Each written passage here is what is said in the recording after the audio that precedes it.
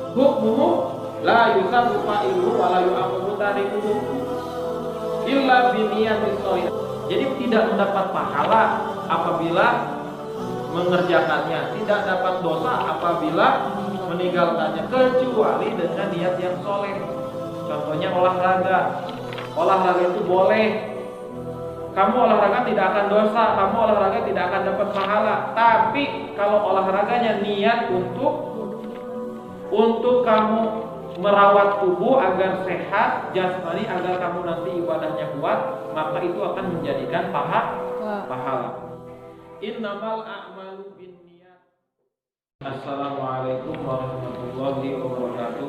Waalaikumsalam warahmatullahi wabarakatuh. Bismillahirrahmanirrahim. Alhamdulillahirabbil alamin wa bihi nasta'inu ala umuri dunya waddin wa sallallahu wasallam ala sayyidina Muhammadin khatamin nabiyyin wa alihi wa sahbihi ajma'in wa la haula wa la quwwata illa billahil aliyil azim. Alhamdulillah, saat ini kita berada di pertemuan kedua kitab Syafi'ul Najah. Di pertemuan yang pertama kita telah membahas mengenai makna Bismillahirrahmanirrahim, yang mana kesimpulannya Bismillahirrahmanirrahim dengan menyebut nama Allah yang Maha Pengasih lagi Maha Penyayang.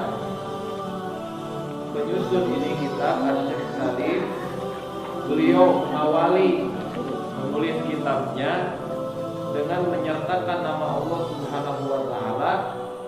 Itu tidak lain tidak bukan adalah sebuah harapan agar Allah Subhanahu wa taala meridhoi apa yang beliau tulis, dan juga agar Allah Subhanahu wa taala menolong beliau melancarkan segala niat baik beliau.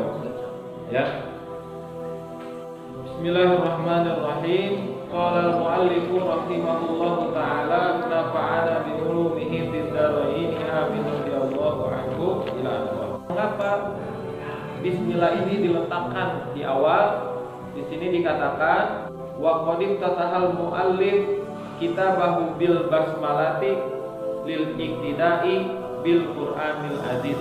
Yang pertama, kenapa di awal itu bismillah dulu? Mengikuti Al-Qur'an. Di dalam Al-Quran, surat yang pertama adalah surat Al-Fatihah, dan ayat pertama adalah Bismillah. Jadi Syekh Salim ini dalam memulai menulis kitabnya mengikuti Al-Quran.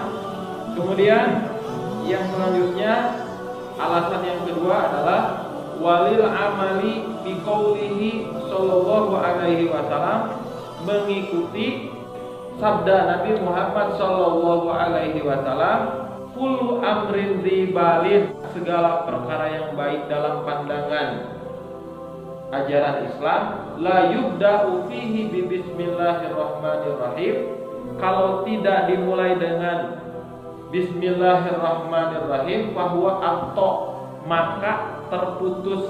Maksud terputus di sini adalah kurangnya keberkahan.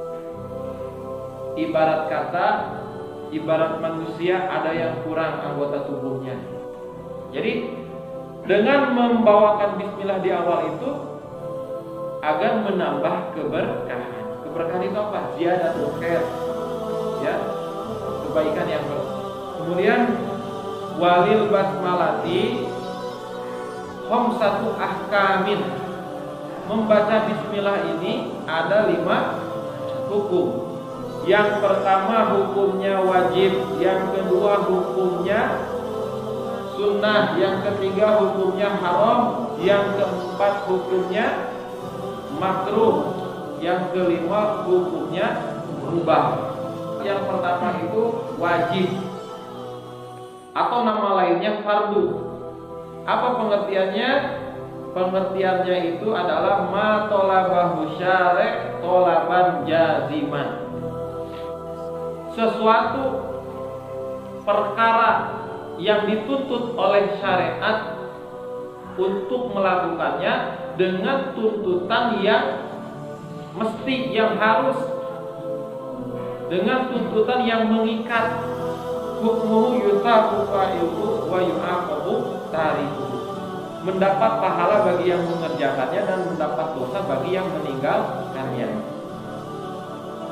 Begitu. Contohnya kama fi sholat, ketika di dalam sholat wajib mengucapkan bismillah, yaitu ketika membaca surat Al-Fatihah. Di dalam mazhab kita, mazhab Imam Syafi'i, bahwa basmalah itu adalah termasuk ayat di dalam Al-Fatihah yang wajib kita baca.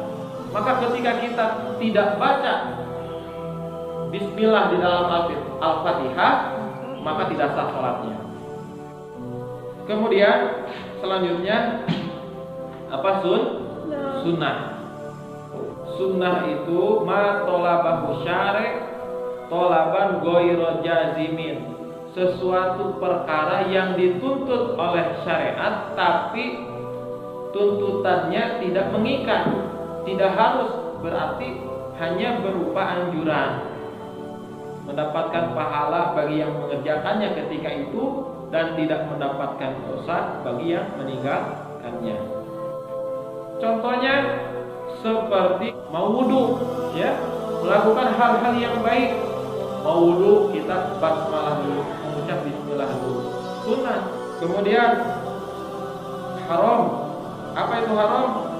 Haram itu di sini dikatakan manaha anhu syari' nahyan jaziman, sesuatu perkara yang dilarang oleh syariat dengan larangan yang mengikat, dengan larangan yang mesti, yang harus ditinggalkan.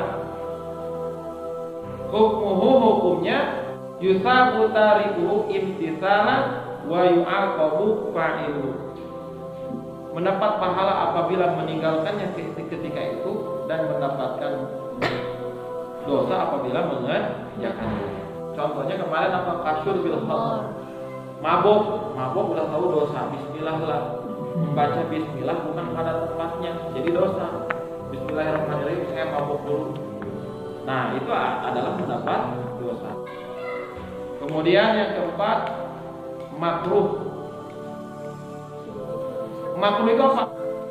Manaha asyari'u anhu nahyan ghairu jazimin. Jadi sesuatu larangan yang dituntut oleh syariat tapi dengan larangan yang tidak mengikat. Hukmuhu yusabu ala tarkihi imtisalan wala yu'aqabu ala fi'lihi, mendapat pahala bagi yang meninggalkannya ketika itu dan tidak mendapatkan dosa bagi yang mengerjakannya. Ya, contohnya apa? Wudhu, ya, bismillah, mau wudhu dulu, bismillahirrahmanirrahim. Nah, wudhu ini kan makruh. Kalau ulama hadramut, para habaib mengharamkan daripada beli rokok lebih baik beli makanan, ya, biar sehat. Beli susu, ya, daripada beli rokok beli susu. Yang kelima hukumnya mubah. Ya, mubah itu makanan tarkuhu wa fi'luhu ala sawa, sesuatu yang ditinggalkannya atau dilakukannya sama-sama saja, sama-sama tidak dapat pahala, sama-sama tidak dapat dosa. Hukmuhu la yusabu fa'iluhu wa la yu'aqabu tarikuhu illa biniyati sholiah. Jadi tidak mendapat pahala apabila mengerjakannya, tidak dapat dosa apabila meninggalkannya, kecuali dengan niat yang soleh. Contohnya olahraga. Olahraga itu boleh. Kamu olahraga tidak akan dosa, kamu olahraga tidak akan dapat pahala. Tapi kalau olahraganya niat untuk kamu merawat tubuh agar sehat jasmani, agar kamu nanti ibadahnya kuat, maka itu akan menjadikan pahala. Innamal a'malu bin